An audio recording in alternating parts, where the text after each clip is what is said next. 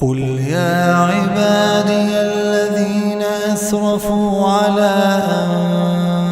أنفسهم لا تقنطوا من رحمة الله إن الله يغفر الذنوب جميعا.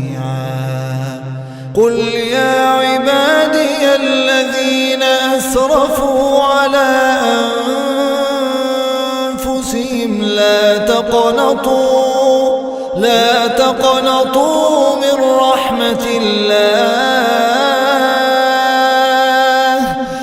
تقنطوا من رحمة الله إن الله يغفر الذنوب جميعا إنه هو الغفور